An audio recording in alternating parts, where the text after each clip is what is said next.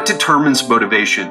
Well, importance and value, right? Importance and value. How important is it for you to get in shape? Oh, well, it's super important. Okay, well, what actions have you taken to get into shape? How much money and time have you spent? Oh, well, I haven't, done anything, but I read some free blog posts. I listened to some podcasts. Well, you're not really showing that it's that important to you. You're putting time into it, certainly, but you're not really putting skin in the game, right? What's up, my friend, and welcome back to another episode of the Legendary Life Podcast. I'm your host, Ted Rice, coach to CEOs, entrepreneurs, and other high-performing professionals. And what we do here at the Legendary Life Podcast is we break down science-based information on how to lose fat, prevent disease, and live a longer, healthier, legendary life. So if this is your first time tuning in and this sounds good to you, you are in the right place. The best way to stay on top of all these episodes is to go to wherever you listen to podcasts and click the subscribe button. That way, every time one of my episodes goes live, you'll be the first to know. And if you've been listening for a while and you appreciate what the value that the entire Legendary Life team brings to you every week, we would be honored and flattered if you would leave us a review, an honest review of this podcast and what it does for you, why you keep coming back every week. So today is part 2 of how to make changes that last. Now, if you haven't listened to the previous episode, you're going to want to listen to that one. In that episode, we talked about why change is so hard. We talked about, even though so many of us, we know these stats about how being overweight is affecting our health or how we should get more sleep and so on and so forth, but we don't change our behavior. And I go into why that's the case. We also talk about what change actually is, and we go through the steps of change. We go through something called the stages of change model, also known as the trans-theoretical model. And this is from research. This is from people who've studied change. And this isn't something that someone came up with in a blog post and thought it was cool. There's so many people sharing information these days, and there's nothing wrong with that. Obviously, I'm personally benefiting from that. But there is a lot of misinformation or just ideas that maybe sound good, but don't really work when you put them into real life, kind of like strict diets. It's like, yeah, strict diets work for a little while, but then what happens when you're like, screw this, I can't be this strict anymore? So scientists are out there trying to figure things out. And people like me take that science and use it with my clients, with our clients. It's a team of people, again, here at Legendary Life. So you're going to listen to that first episode. And you're going to learn a lot about it if you've ever wondered why change is so difficult. Now, in this episode, we're going to be talking about the 6 key ingredients to making lasting change. I briefly went over them in the previous episode, but today we're going to take a deep dive because these 6 ingredients, they warrant an episode all to themselves. So if you're interested in making changes in your life, you're going to want to listen to this whole series. In fact, this 2-part series, but I've got a lot more coming because this is what I found after being in health and fitness for over 2 decades now, that the biological side, it's really not the challenge. People say they have a slow metabolism. They say it's hormones. They say it's all types of things, endocrine disrupting chemicals in the water, the GMOs that are in our food supply. It's the hormones that are in the animals. Look, I've been down that road, and certainly there's some importance with regards to speaking about those things and talking about how they may affect our health. But here's the thing, that it's kind of like saying, hey, listen, if you cancel do you want to save more money? Are you struggling financially? Well, listen, you know how you pay $7 a month for Netflix? If you just cancel that, you'll save money. And you're like, yeah, but $7, that's really not going to make a dent. That's really not going to move the needle in the direction I want it. And so much advice out there. It's tantamount to saying that to save money. Cancel your Netflix subscription to save some money, or stop buying coffee every morning. And for me, I'm like, no way am I going to stop buying my cappuccinos every morning. I'm not going to make them at home, right? Even though that's more cost effective. I need to get out of my house. I need to, be around people. Sorry for those of you who are in strict lockdowns. I'm in a place that I still get to go out with the social distancing and all that, the mask and all that good stuff. So listen, what I'm going over here to avoid bringing it back from the tangent there, what we're going to go over here are the 6 ingredients to change. Now, let me just go over the 6 of them, and then we're going to take a deep dive into each one. So the 6 key ingredients are, number 1, realistic expectations and appropriate goals. Number 2, having internal motivation. So we're going to talk about what that means, what motivation is. Number 3 is core skills. 4 is an achievable action plan. Number 5 is support from your social circle. And number 6 is support from your environment. And I'm going to use examples out of my life because I live this stuff. I don't just read about it, think about it, and then talk about it. I live this stuff, right? I've got a vested interest. I don't share things that I don't do, even if they work sometimes. I have a standard that I share things that I do or that I actually use with clients. So let's dive into it. Realistic expectations and appropriate goals.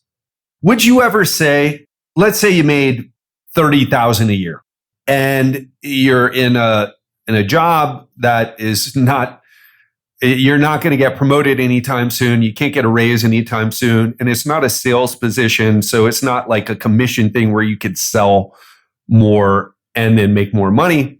What if you said, well, you know what? I make $30,000 a year right now, USD, just to put some context around it. But in 90 days, I'm going to make 6 figures. I'm going to make 6 figures in 90 days. And how are you going to do that? I mean, certainly it's possible. You could rob a bank. You could sell drugs. You could do so many things. But how can you do that in a way that is going to lead to lasting success, right? And that's kind of what people say a lot, is they come up with these ideas like, oh, I want to lose this much weight in this amount of time. And usually the number is quite high. I want to lose 70 pounds in 90 days. And what ends up happening, or even 50 pounds in 90 days, what ends up happening is this. Think about this. I'm not going to even tell you what happens. I'm going to ask you. Let's say you set out with a goal of losing 50 pounds in 90 days. Now, it's within the realm of possibility, by the way. If you are class 3 obesity or morbidly obese, you could lose 50 pounds in 90 days if you were on a very strict diet. It would be hard to do, and you shouldn't be focused on the number like that. And there would probably be a severe rebound when you couldn't be that strict anymore. But it is possible. I know people who've done it. None of my clients have done it, by the way. The most they've ever lost is 40 pounds in 90 days. That people lose 70 pounds in 180 days. And the thing is, that may not, let's say that you start out, right? And you want to lose 50 pounds in 90 days. And let's say you end up losing 27 pounds in 90 days. And let's not even say that. Let's say that you end up losing about 10 pounds in the first month after really going at it hard. And you start to see like, wow, I am really pushing hard. How am I going to get to 50 pounds if a month of pushing hard got me here? How am I ever going to get to 50 pounds in 90 days? And you start to realize the chances of that happening are super slim. What does that do to your motivation? And I can already answer it. It's going to shoot it in the foot.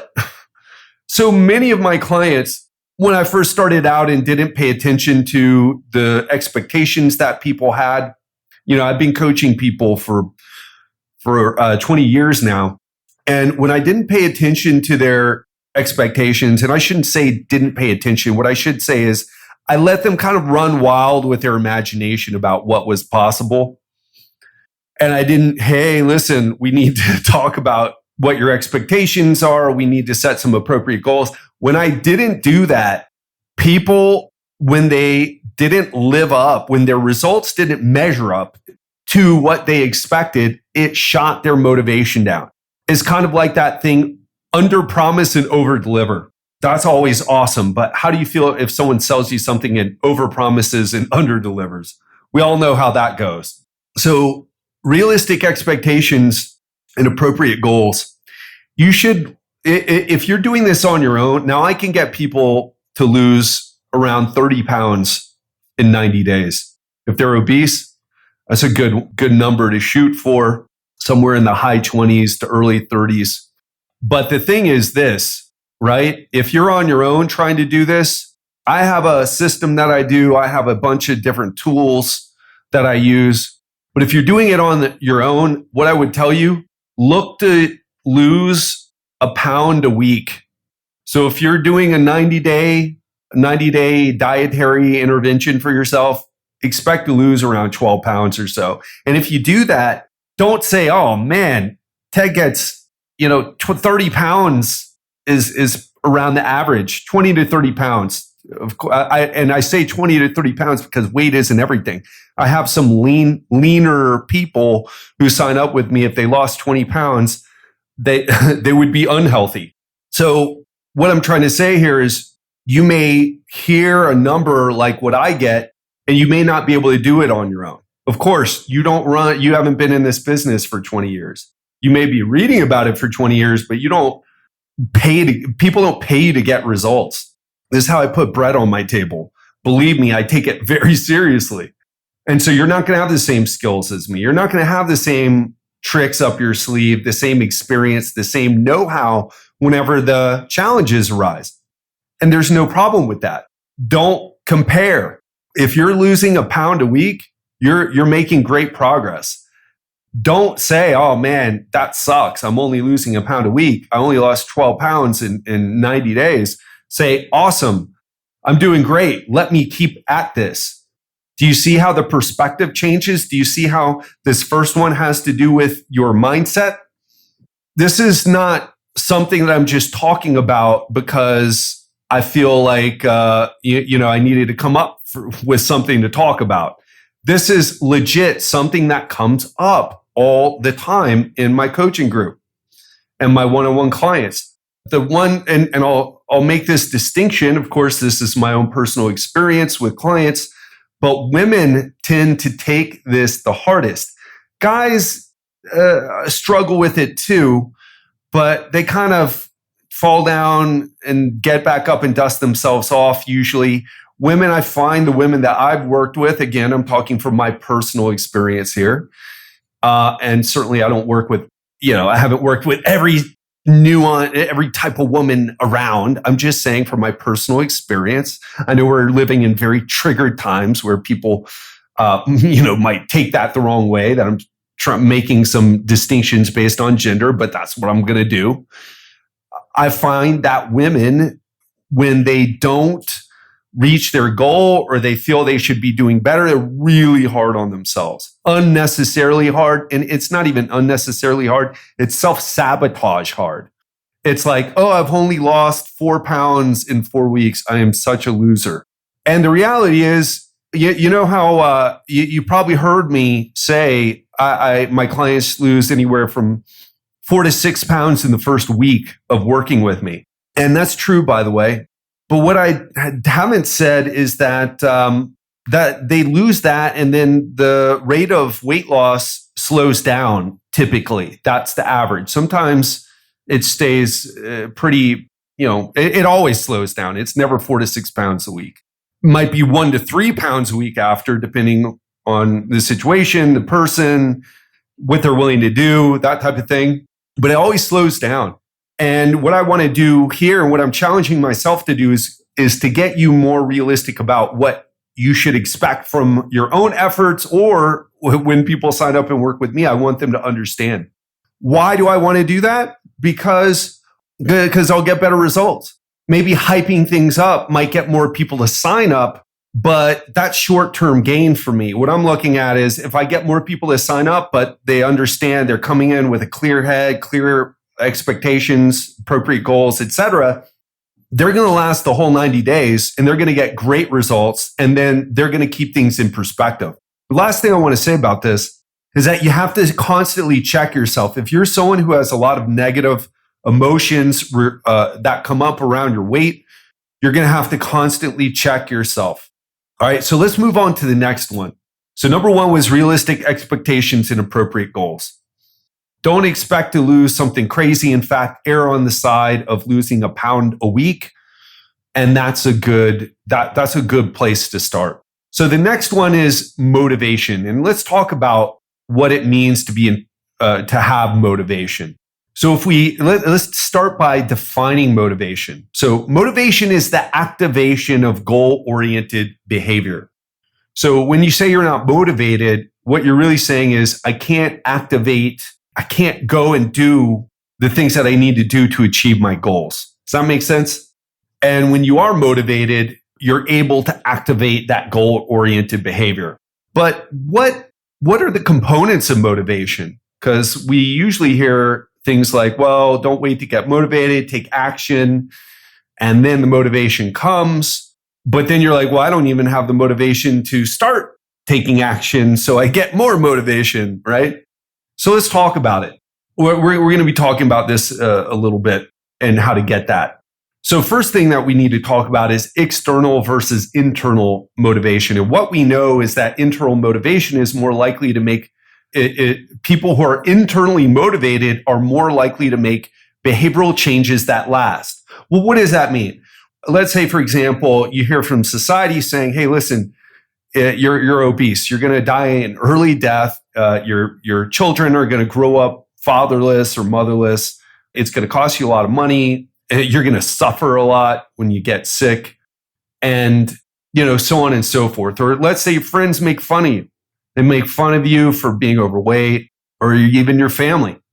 And you get sick of hearing all the negativity. You get sick of people busting your chops about your weight and your fatness. And then you say, you know what? I'm going to make a change to show those people. That is external motivation. Internal motivation is when you feel, listen, you know what? I want to be around for my children. I don't want to get diagnosed with diabetes or some other issue, high blood pressure or cardiovascular disease. I don't want to go that route.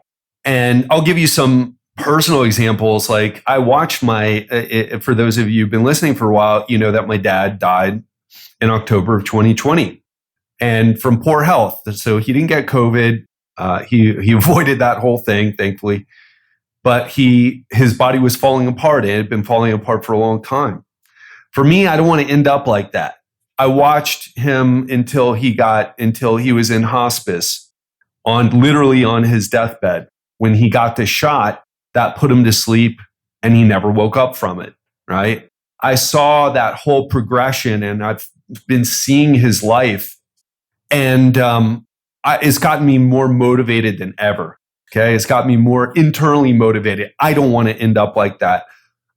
When I have children, I don't want them to go through what I had to go through.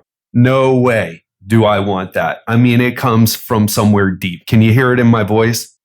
I'm also internally motivated because this is part of my profession. Would you listen to me if I didn't look like what you would expect from someone who's in the health and fitness business? Chances are the answer would be no. And certainly my business has gotten better, not just because of my looks, but has gotten better since I've gotten in better shape. It's not just because of the before and after photos I put up, although that's part of it, but it's kind of me living life, being more in life, because I don't spend all my time exercising or watching what I eat. It's part of what I do now. It's part of my life. I do it because it lets me do everything else better. So that's the difference between external and internal motivation. I see it with my clients as well. Those who have a strong internal drive, they do a lot better in the program. If they just want to lose a few pounds and they're not sure why, actually, I don't take those people in the program. That's what the breakthrough call is about. But I used to take people and they just drop off, right?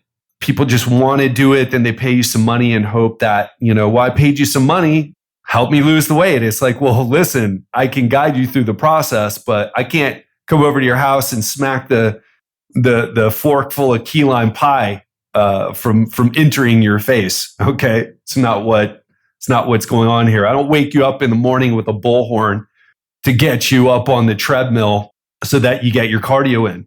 So that's the difference between external and internal motivation. So what determines motivation? Well, importance and value, right? Importance and value. How important is it for you to get in shape? Oh, well, it's super important. Okay, well, what actions have you taken to get into shape? How much money and time have you spent? Oh, well, I haven't, done anything, but I read some free blog posts. I listened to some podcasts. Well, you're not really showing that it's that important to you. You're putting time into it, certainly, but you're not really putting skin in the game, right? And here's the thing, even if you are putting skin in the game, we all eventually forget why things are important to us. We forget about our goals and we forget about our values. It's part of what happens to us in modern life. We get busy, we get sucked back into our old routines, just like I did when I was taking care of my dad. I didn't care. I mean, it's not that I didn't care about my health. It's not like if you asked me, and for those of you who don't know what I'm talking about, I put on some weight when I was taking care of my dad. I was super ripped before, doing pretty well. And then I was taking care of my dad. I flew home on a humanitarian flight from Colombia, taking care of my dad. I forgot about my goals and my values regarding my health. And it wasn't that if you had asked me, hey, listen, do you care about your health? I wouldn't have said, hell no. Who cares about my health when my dad's sick? I would have said, oh yeah, of course. But I wasn't able to, it wasn't in my mind. Something else was taking the mental bandwidth away. So we need a way to keep these things in front of our mind, right? That's what the program does. As much as I could talk about all the bells and whistles that I offer and all the tricks that I have up my sleeve in my coaching program, the honest truth is a lot of the success that I get is from two things. One, people like me, so we have a good relationship. And then two, because they like me and they feel accountable in the program, so they want to keep showing up. So we need a way to go back and revisit these values. Go back and revisit our goals. And when I want to ask you, when we're talking about this, what does that come up for you, right? Would sitting down and writing down some goals, would that work for you? How do you keep your values, your goals center of mind? I've had several clients who ended up putting a bunch of positive affirmations up in their office, their home office. They're surrounded by these messages to keep them focused. Now, that personally doesn't work for me. I travel too much, and I'm not going to travel with a bunch of things that I could put up. But I'll tell you, when I finally settle down in one place, and I will do that. I will put those messages, because if you're not getting it, a friend of mine, friendly acquaintance really, but very friendly acquaintance, very successful entrepreneur, took his business to 8 figures in 2020. He said, listen, if you're not hearing it enough from the people around you, you've got to do it for yourself. You got to put up these messages for yourself. And that was one of the ways that he stayed focused on what was truly important. So the next thing, so we've talked about realistic expectations. We talked about motivation, and we're still defining motivation here, right? So we've talked about importance and value is part of what determines motivation. And the other part of that is sense of self-confidence. Now, psychologists will call this self-efficacy, but it basically means that you have a belief that you're capable of performing in a certain manner to attain your goals. Can I do what it is that I need to do to change my behavior? And it's the perspective that tasks or skills that are something to be mastered and not avoided when you're high in self-efficacy. For example, I have my clients track their nutrition. The clients who are say, all right, this is the next level. I've tried the keto, I've tried the low carb, I've tried the plant-based intermittent, right?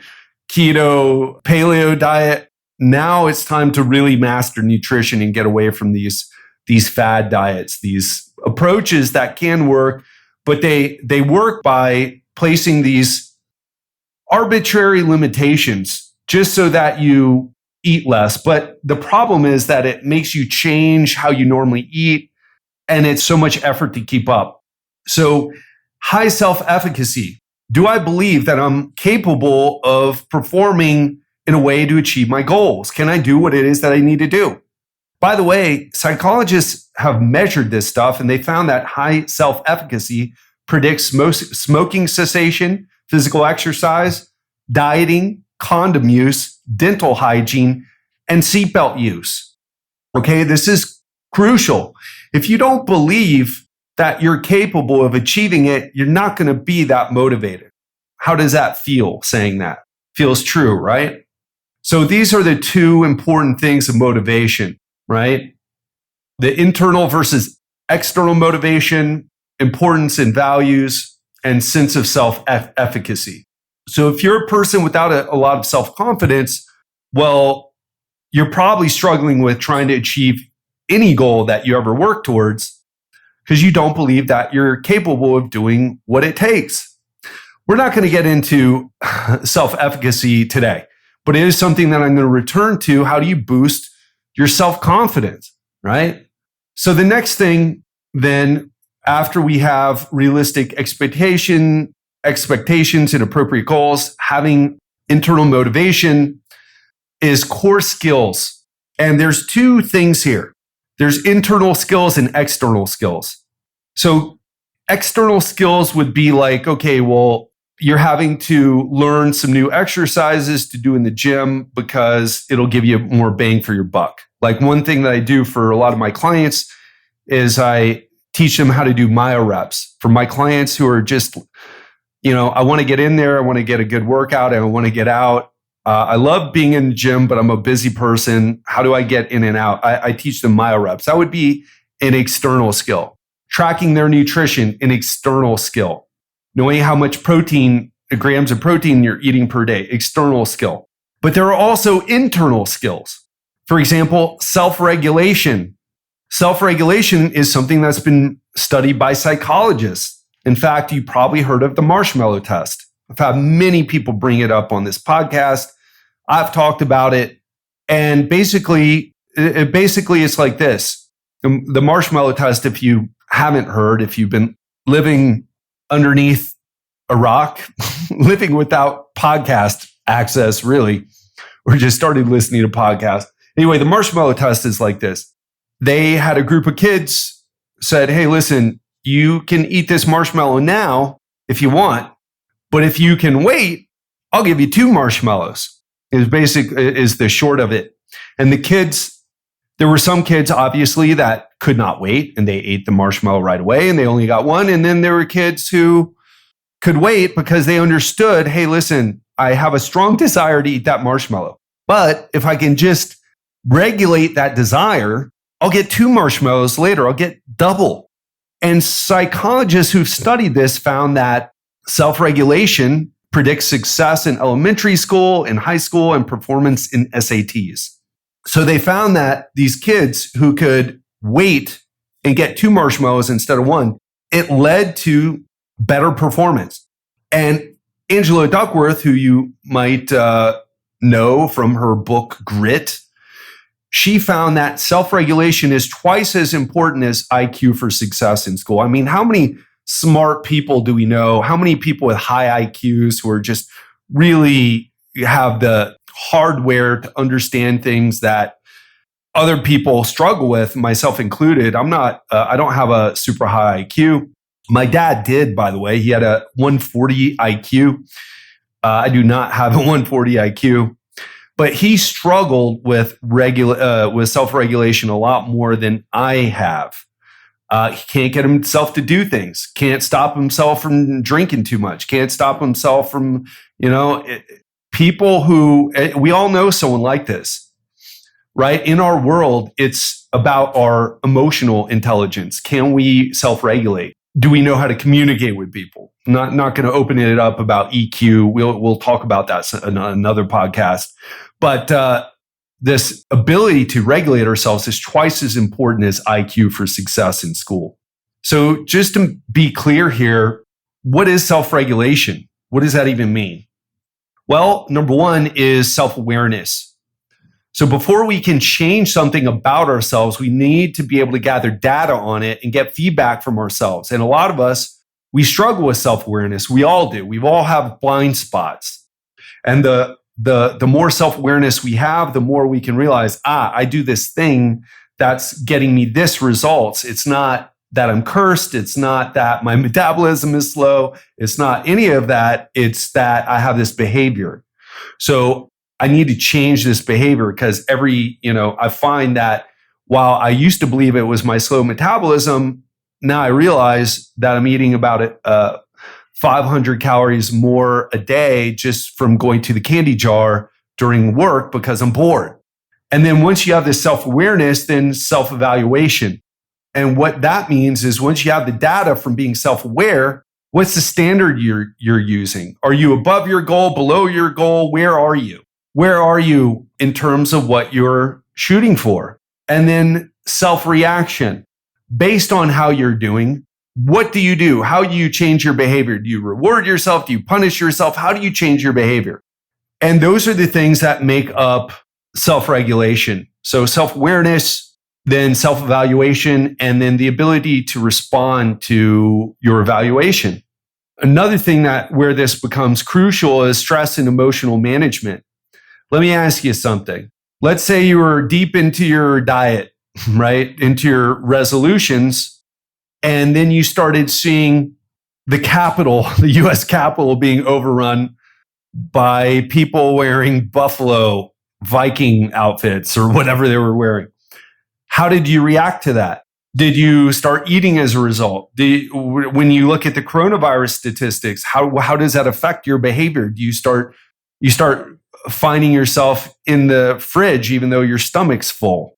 So that's another part of an internal skill. So we're talking about core skills here, and I know we branched out a lot by talking about core skills, internal skills, external skills, self-regulation, stress/emotion management. But we're still in the core skills, right? You got to develop these skills. And here's the thing. There's not a real roadmap here. Some people have a lot of self-regulation and they need to work more on the external skills because they just don't know what to do. Others need to work more on the internal skills. Again, it depends on you. And I want to ask yourself, how do you do? What do you need to work on?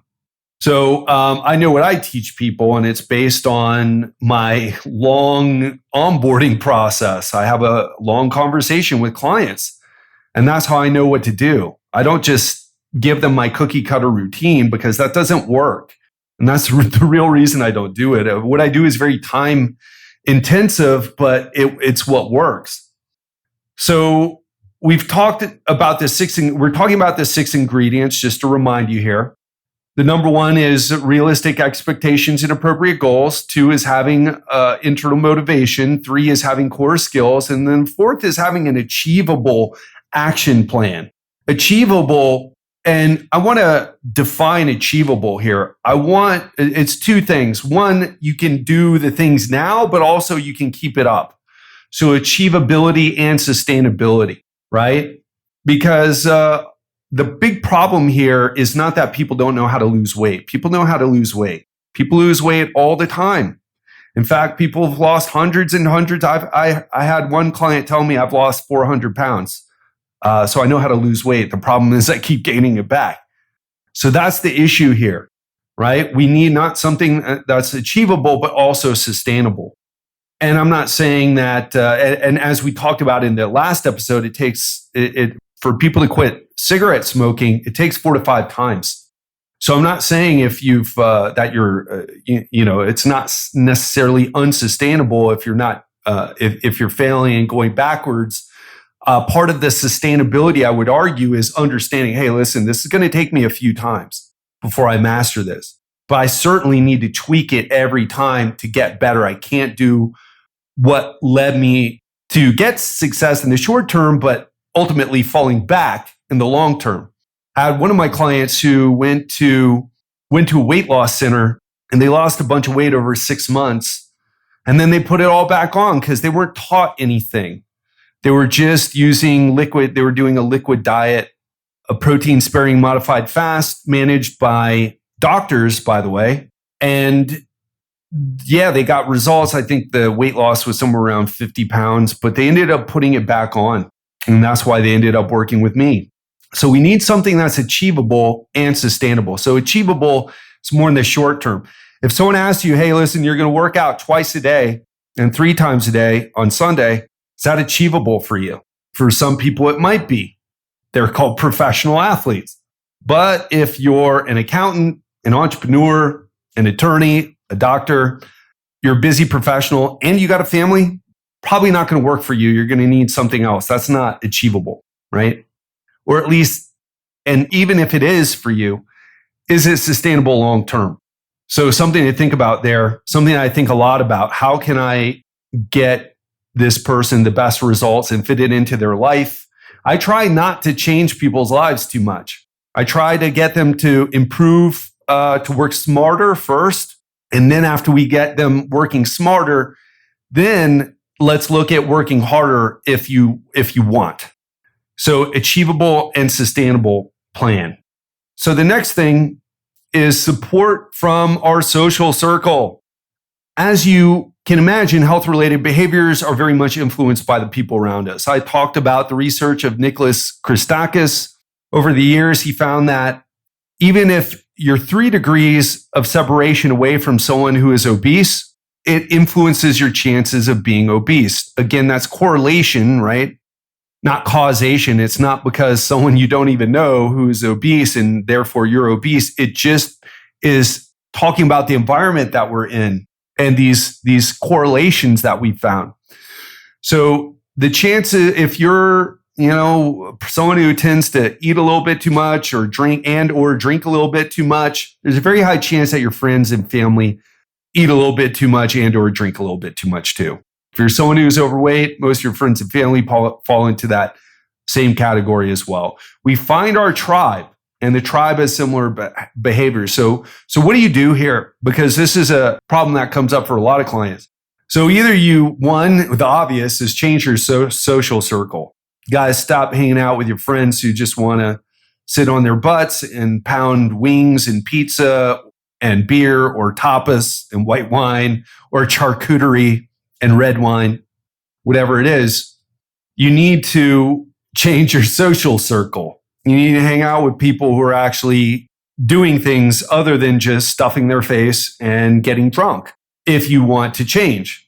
That can be very difficult though. So if you're in a situation where you're like, well, I love my friends, like they're not the healthiest, but I mean, I'm not BSing here. I really love my friends. They love me. They're there for me. I trust them with my family, trust them with my life. Well, you don't really want to get rid of those people just because they're a few pounds overweight, right? Or even obese, right? But if they're really that good of a friend or, family member, you've got to give them clear instructions. They need to know about your goals, your values, and what they can do to help or support you. And if they don't, you really need to reevaluate how good of a friend they actually are, even if they do other things for you. Human beings are so weird here. You would be amazed at the number of clients that I've worked with who've heard from their spouse, who've heard from their children. Obviously, you can't get rid of your kids. Might be able to get rid of your spouse. I'm just kidding here.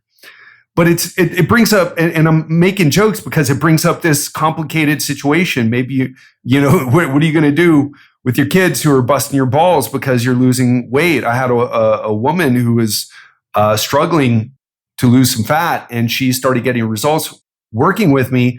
Then her kids said, "Oh, you're getting too skinny." Have you heard that before? I had a guy who's spouse was saying that to him. I've had numerous accounts of this. And if, back when I was in Miami, I had people who told me stories like their whole family was just on them from about losing weight and said it was a bad thing because in Hispanic culture, there's a tendency to do that, right? And I've had people ask me for help. Hey, listen, my family, they're Cuban and they're like, hey, listen, you need to eat more. You're not eating enough. And the truth is, people's ideas about what is enough is coming from a screwed up standard, right? Totally screwed up, totally not based on numbers, not based on evidence, based on what they think is right or what their experience has been. So it opens up a can of worms, but you need to be able to clearly and effectively communicate what your goals are, your values, and what people can do to help you. And here's the other thing. You don't just tell people once and then it's one and done. You've got to do it on an ongoing basis because it's you're basically asking them as you're changing your behavior, they need to change theirs. And change is hard for everyone. That's why people should be more compassionate about people doing dumb stuff. Obviously, if criminals, it's a different situation, but people doing dumb stuff, we all do things that we know we shouldn't do. And it's like, if you're asking someone to change their behavior, it's like, hey, why are you're massively overweight. Why are you telling anybody to change your behavior? You can't even stop eating to the point where you're putting your health at risk. You have no, basis for judging people and trying to get them to change your behavior. Just as people who are maybe super fit and who complain about people being overweight, but they got a drinking problem or a drug problem or, a sex addiction problem or gambling problem. Like nobody has any, right? We all have this compulsive behavior, whether it's social media, gambling, whatever it is, we all have this compulsive behavior. We all struggle with it. How about a little bit more compassion, a little less finger pointing, right? Because what we're really trying to do, we're really trying to shift the focus from ourselves and onto others, play the victim. Anyway, I digress. But social support is a tricky one. And then the sixth one is support from your environment. So if you're if you got a problem like I do, like I don't keep sweets here because I eat them. It's as simple as that. But if you have kids who they don't struggle with overeating sweets, in fact, they're fit and they're, going to all the different classes, the dance class, the soccer class, or doing whatever it is kids are doing right now with COVID, and they don't have a problem regulating their food intake, but you do, again, that's going to come back to that communication. But as much as you can, you want to control your environment. You want to control the stimulus. Right? Stimulus control. In other words, remove foods from your house or only buy exactly what you're going to eat. When I buy dessert, it's the amount that I'm going to eat for 1 or 2 times, and that's it. 1 or 2 days, and that's it. And I know whatever I'm going to buy, I'm not going to get the Costco super duper value saver 8-gallon ice cream tub because it's going to last a few days, right? I buy small amounts. I pay more money for smaller amounts of dessert. Why? Because most people look at it in terms of, well, if I buy this one Haagen-Dazs bar, it's $3, but if I get 3, it's $5. So it just makes sense economically to buy 3, except you eat all 3 of them, you get fatter, your health gets worse, and you hate yourself more in the mirror. So you're not getting a deal. Okay. So understanding, you got to understand how you can make the environment work for you and how some of the culture, the food environment that you're in works against you. Okay. The more marketing that you're exposed to, the more you're probably going to struggle. I stream everything. I don't have cable. I haven't had cable in years. Every once in a while, I'll be staying at a place that has cable and has, food, like every other commercial is a food commercial. Breathe in the bacon, breathe out the bacon, all this ridiculousness. And it's like, wow, it's just totally crazy. And it starts influencing your thoughts. And I could imagine doing that for years probably influences your behavior. Otherwise, marketers wouldn't spend money on advertising. So control the stimulus. Think about what you're exposed to. Think about the foods that are around. Think about the foods that are in your house. We'll talk more about this because a lot of grocery stores, they've got tricks to get you to buy more. And again, they're just trying to run their business. They're not trying to get everybody fat and diabetic. They're trying to sell more stuff, right? Not to make excuses for their behavior, but I just want to look at it more objectively, so then we can be more objective and not let our stress systems get alarmed, right? Back to that internal skills and regulating stress. So think about your environment. Think about how it's supporting. I'll tell you one more thing that I do. And this a bit of a no-brainer for those of you, for everyone now, because of COVID, a lot of us aren't going to gyms. I stay in places where I can go to the gym. I've been doing that for a long time. I got a client who's lost 40 pounds and he needs to lose a lot more. He just got a elliptical for his house. He's on there every morning like clockwork. He had the motivation, but it took him a while to pull the trigger and to get to spend the money and invest in getting an elliptical for his house. And whenever I settle down in a place, you better believe I'm going to have, at least one or two pieces of cardio equipment. And again, I'm not saying cardio is the way. I'm saying get whatever it is that you need. Get the adjustable Select Tech dumbbells from Bowflex if you can find them. I don't know if those things are still scarce, like in 2020. Maybe people ramped up production to meet the demand. But think about how you can make it super easy, because so many of us were like, especially Americans, I find, we like to really oh yeah, we got to work hard. No, you make it easy. You make it as easy as possible. I am so lazy when it comes to this stuff. People have me all wrong. I try to make this stuff as easy as possible for myself. I try to make it as easy as possible for my clients. There is no nobility in the struggle. All right. There's no nobility in the struggle. Maybe it's something to talk to your friends about, your coworkers about, or whatever, whoever you're talking about, but whoever you're talking with this stuff about, but there's no nobility in it. Make this as easy as possible. Support yourself. Set yourself up for success. Something that is a bit of a bonus tip that I'm not going to go into too much here, but think about building a life that supports you. It's a bit of a bonus ingredient, one that doesn't come from research, just one that comes from my personal experience here. It's like if you're in a relationship where you're not getting enough sex, for example, and it's driving you to eat, or there's some things that are that aren't talked about, and it's just like, well, this sucks, but there's always food. Well, that's something that, or exercise for that matter, can be like, well, I can't get out of here. This situation sucks, but I can go to the gym and bust my butt for an hour, and I come back and I feel a lot better afterwards.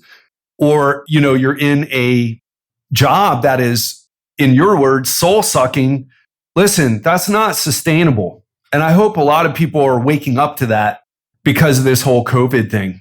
We were putting up with a lot of crap in our lives. Certainly I have, because of the stability. And if we really are honest, a lot of us are just afraid to do something different, afraid to step out of our comfort zone. Certainly I was. I've been in personal training 20 years before I left. And I've been doing coaching, I guess, 22 years or 22 years now. I've been doing it all online for the past 3 years, but I got to work on my numbers there and getting confused. But the point is this: I love what I'm doing now. And the amount of freedom that I have and what I can focus on and what I can do and what I can work on, it is for me. But when I first started personal training, it was for me too, but I grew out of it. So many of us, we grow out of our relationships, we grow out of our careers, and we're afraid to take the action. We're afraid to sacrifice to make those changes. But what ends up happening is you still sacrifice, don't you? Those goals, those dreams become the sacrifice. So there's always sacrifice. So if you find that you're doing that in your life, either with your career or with your relationships, look to build a life that supports you. And that's not a quick fix. Now it can teach you how to track macros pretty fast. But if you're in a relationship that really needs some work, and need some therapy, or you need a divorce, look into that. Take the action, right? Look into fixing those things, because those are the things that I find keep people stuck big time. Some of the stories that I've heard. So look into that. That's a bit of a bonus tip there, something that we can talk about more another time. But I want to wrap things up now. I hope you got a lot from today. And again, if you enjoy what you heard today, make sure you are subscribed to the podcast so that when one of my episodes goes live, you get it right to your device. And if you've been listening for a while, you really appreciate what the Legendary Life team brings to your week, leave us a review, preferably on iTunes. That's where the majority of people go to listen to podcasts these days, at least now. So a review is the highest compliment you can pay us, and we greatly appreciate it. And we'd be honored and flattered if you'd leave us a review. Okay, that wraps it up for today. I hope you have a great week. I hope you take away lessons about how to change your own behavior from this. And remember, you can make this happen. People have gone to the moon. People have solved all types of crises. And this whole coronavirus crisis will be solved as well. So whatever you're facing in your life, there is a solution for it. Always remember that. All right? That's all I've got for today. Hope you enjoyed it. Speak to you on Friday. Have a hell of a week, and I'll speak to you soon.